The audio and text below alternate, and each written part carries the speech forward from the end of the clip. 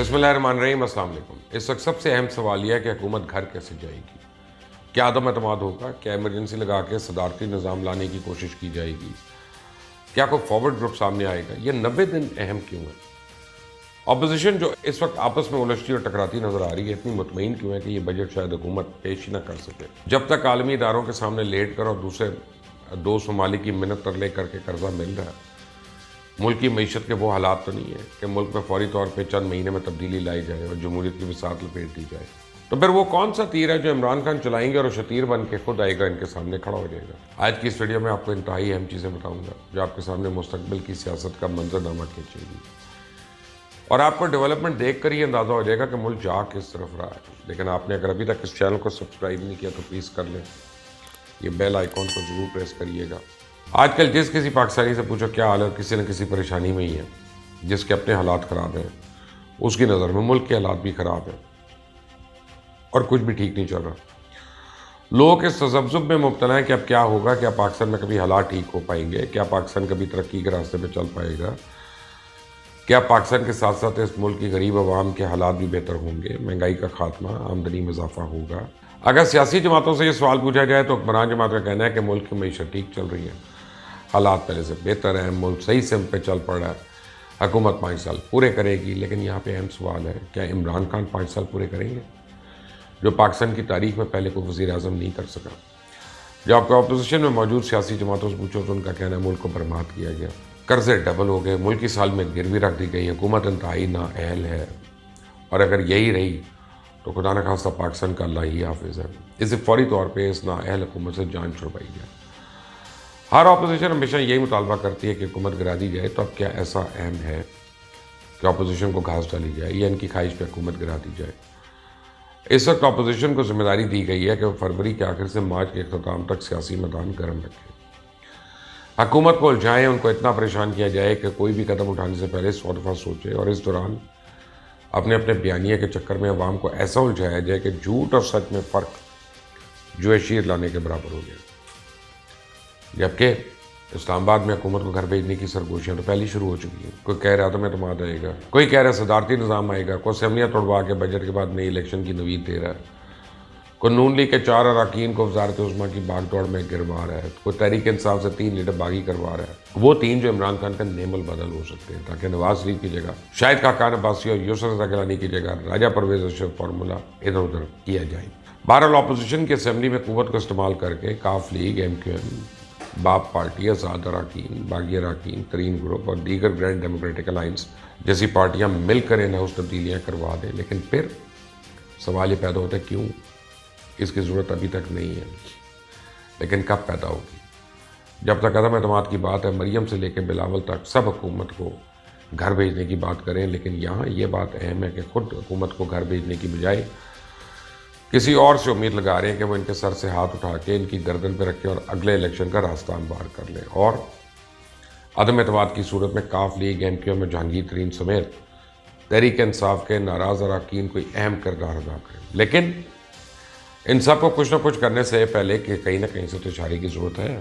کتنی بدقسمتی کی بات ہے کہ آج کے حکمران اور دیگر سیاسی جماعتوں کو اقتدار میں رہنے اور اقتدار میں آنے کے لیے نہ عوام کی ضرورت ہے، نہ ہی ووٹ کی عزت ہے، نہ نظریات کی ضرورت ہے، نہ ہی کارکردگی کی، بلکہ ان کو ایک ہاتھ کی ضرورت ہے جو ان کے سر پہ رکھ دیا جائے۔ اس کے بعد وہ سیاسی منتر پڑھ کے عوام کو خود ہی رام کر لیں۔ جب ان کے ہاتھوں پر ماضی میں یہ سنگین الزامات لگاتے رہے، اپنے بلبوتے پہ عدم اعتماد پر اپوزیشن اعتماد نہیں کر پا رہی، ہاں اشارہ مل گیا کہ اس آپشن کے لیے تیاری پوری ہے، تو وقت آنے پر اس آپشن کے استعمال پہ غور کیا جائے گا۔ جبکہ صدارتی نظام اور ایمرجنسی کی بونگی اس لیے ماری جا رہی ہے کہ اگلے الیکشن کے لیے کوئی گراؤنڈ تیار ہو۔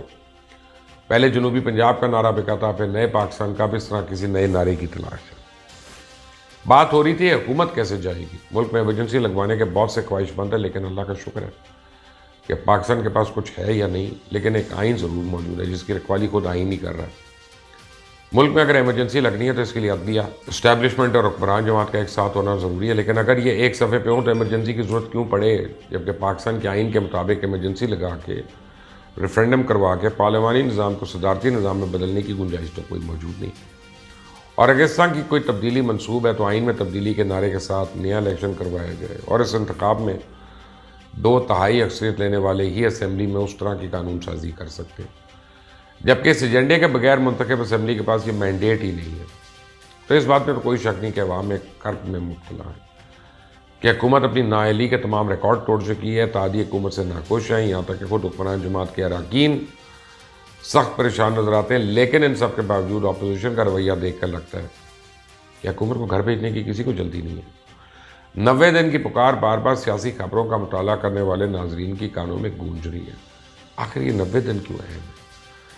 حکومتی کارکردگی سے لے کے اپوزیشن کے احتجاج تک کوئی بھی چیز نہیں پریشان کری تو پھر مسئلہ کیا ہے؟ دراصل prime minister Imran Khan DGI کی تعیناتی کے معاملے میں اپنی انا کے ہاتھوں مجبور ہو کے ایک انتہائی سنگین غلطی کر چکے ہیں۔ ان کی خواہش تھی کہ کچھ تعیناتیاں ان کی مرضی کی جائیں، جن پہ نہ صرف ان کو صاف صاف انکار کر دیا گیا بلکہ نتائج بھی ان کے خواہش کے برعکس نکلے، جس بعد انٹرویو کا ڈرامہ کر کے حکومت نے خود تعلقات میں اعتماد کی کمی کا تاثر دیا۔ لیکن اب عمران خان ایک اور سنگین غلطی کا سوچ رہے ہیں، اور وہ نہ صرف سوچ رہے ہیں بلکہ اس کا ذکر بھی انہوں نے اپنے کچھ وزراء سے کر دیا۔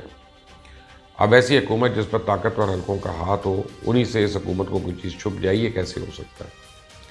اس سے اگر عمران خان نے جیسا کہا جا رہا ہے کہ اس کا ارادہ ہے کہ اگلے 1-2 ماہ میں اہم تعیناتی کرنے کی کوشش کی، پھر جنگ کا بگل بجے گا، کیونکہ اسٹیبلشمنٹ یہ سمجھتی ہے کہ عمران خان اس تعیناتی کو اپنے مقاصد کے لیے استعمال کرنا چاہتے ہیں، جبکہ ملک کے ادارے وزیر اعظم کی مدد صرف ملک کے مفاد میں کر سکتے ہیں، نہ کہ اقتدار کے حصول میں۔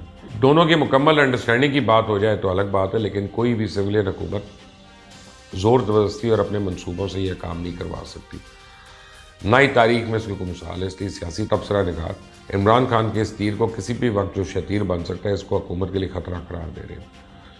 تو اس وقت اگر دیکھا جائے تو حکومت کو گرانے زیادہ اس بات کا انتظار ہے کہ عمران خان یہ غلطی کب کرنے کی کوشش کرتے ہیں، جس بات تمام پلان A, B اور C تیار ہیں، اور عوام کا رخ بدلنے کی بجائے حکومت کی طرف آندھیاں اور طوفان نظر آئیں گے۔ اسے میری تو عمران خان سے یہ ریکویسٹ ہے کہ اس ملک میں جمہوریت پر رحم کرے اور اپنی ضد، انا، تکبر اور لالچ سب کچھ، ورنہ وہ آپ کے بہا کے لے جائے گا۔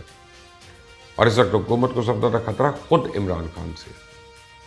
یہ میری رائے ہے، ہو سکتا ہے آپ اس سے اتفاق نہ کریں۔ آئندہ تک کے لیے اجازت دیں، اللہ حافظ۔ کئی سالوں سے کھرا سچ آپ کے لیے لے کے آ رہا ہے انویسٹیگیٹو پروگرام۔ ہم نے سینکڑوں سبجیکٹس کے اوپر ہزاروں شوز جو ہیں وہ آپ کے لیے لے کے آئے، لیکن اب بہت سی باتیں ہیں جو ٹیلی ویژن پہ نہیں کی جا سکتی، لیکن سوشل میڈیا پہ ہم ضرور کر رہے ہیں اور کر سکتے ہیں۔ یوٹیوب چینل مبشر لقمان آفیشیل، اس کو اگر آپ فالو کرتے ہیں اور آپ اس پہ بیل آئیکن کو پریس کرتے ہیں، سبسکرائب کرتے ہیں اگر آپ یوٹیوب پہ جا کے، تو آپ انشور کریں گے اس بات کو کہ ہماری جتنی بھی خبریں ہیں، نیوز ہیں، ویوز ہیں، لیٹسٹ اپڈیٹس ہیں، اور وہ باتیں جو آپ کو کہیں نہیں مل رہی، وہ آپ کو یہاں پہ ملیں گی انشاءاللہ۔